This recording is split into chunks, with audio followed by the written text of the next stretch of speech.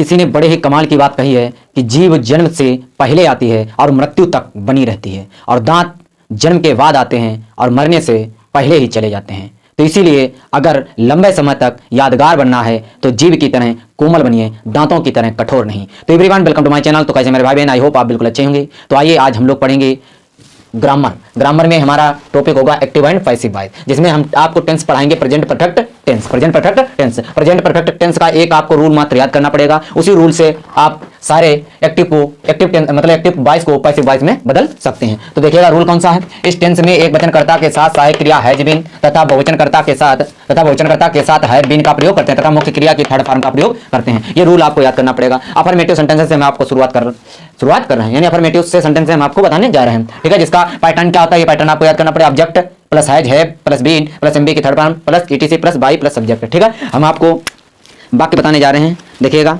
जैसे आपका वाक्य I have written the essay, जैसे वाक्य है आपका I have written the essay, I have written the essay. ये आपका जैसे वाक्य दिया है एक्टिव वॉइस में आपका वाक्य दिया है आई हैव रिटन द एसे। तो इसको हम कैसे बनाएंगे, पीवी में देख लीजिएगा।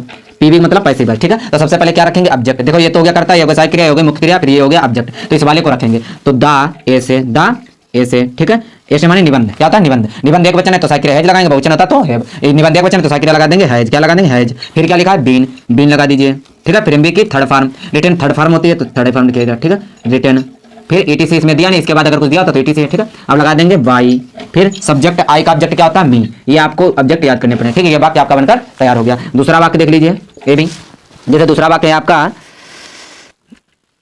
You have finished the work. जैसे दूसरा वाक्य है आपका you have finished the work, मैंने काम समाप्त कर लिया है।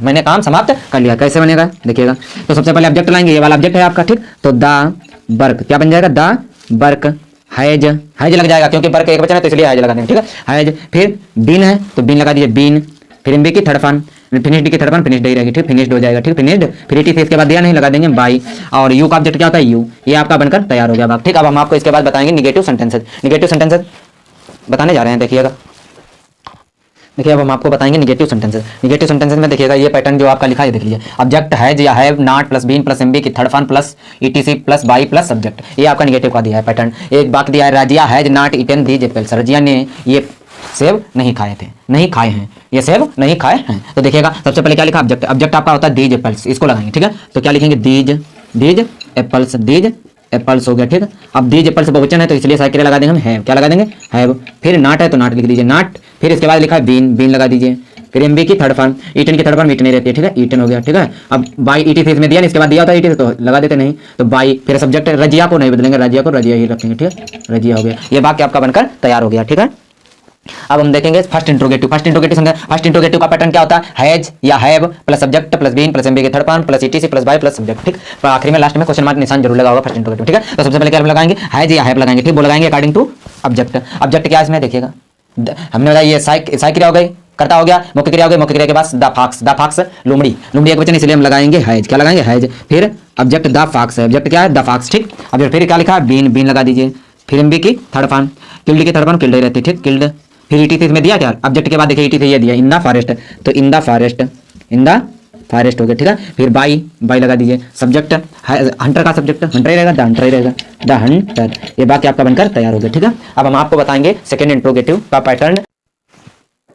तो देखिएगा, अब हम आपको बता रहे हैं सेकंड इंट्रोगेटिव का पैटर्न। देखिएगा, उसमें नीचे वाक्य भी आपका दिया, क्या वाक्य है, why has she not eaten the ripe mangoes. ठीक है, सबसे पहले हम डब्ल्यू स्टार लिख लेंगे। ठीक, वाई को वाई लिख लीजिएगा। ठीक है, वाई लिख लिया। फिर हैज लगाएंगे, हैव लगाएंगे, वो लगाएंगे ऑब्जेक्ट के अनुसार। द राइप मैंगोज बहुवचन है तो इसलिए हम लगाएंगे हैव। क्या लगाएंगे, हैव। ठीक है, तो लिख दीजिए ऑब्जेक्ट क्या, द राइप मैंगोज। क्या है, द राइप मैंगोज। ठीक है, राइप मैंगोज हो गया। फिर बीन है तो बीन लगा दीजिए। फिर एमबी की थर्ड फॉर्म ईटन की थर्ड फॉर्म ईटन नहीं रहती है। ठीक है, ईटन हो गया। फिर बाई सब्जेक्ट, सी का ऑब्जेक्ट क्या हो जाएगा, हर। क्या हो जाएगा, हर। ठीक है, ये वाक्य आपका बनकर तैयार है। अब हु वाला देख लीजिए, जो बच्चों को कुछ हार्ड लगता है, हु वाला वाक्य हार्ड लगता है, वो देख लीजिए, बहुत ही आसानी तरीके से हम आपको समझाने का प्रयास करेंगे। जैसे दिया है हु हैज ब्रोकन द जग, जैसे आपका वाक्य दिया है हु हैज ब्रोकन द जग। ठीक है, ये वाक्य आपका दिया है, तो इसको कैसे बनाएंगे देख लीजिए। क्या होता है, बाई होम। ठीक है, फिर हैज है, अब सहायक क्रिया पे लगनी चाहिए, वो लगेगी ऑब्जेक्ट के अनुसार, बाई इसके अनुसार लगेगी। आप देखिए द जग एक बचन है तो सहायक क्रिया लगा दिया हैज।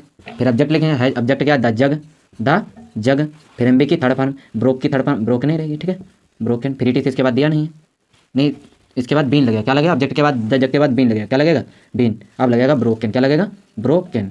ये वाक्य आपका बनकर तैयार हो गया, ठीक है, ठीक है। By whom has the jug been broken, ये आपको वाक्य समझ में आए होंगे, ठीक है। मुझे आशा ही नहीं बल्कि पूर्ण विश्वास है कि ये वाक्य जितने भी आपको समझाए गए हैं ये आपके समझ में जरूर आए होंगे। जो आपके 2 नंबर में आते हैं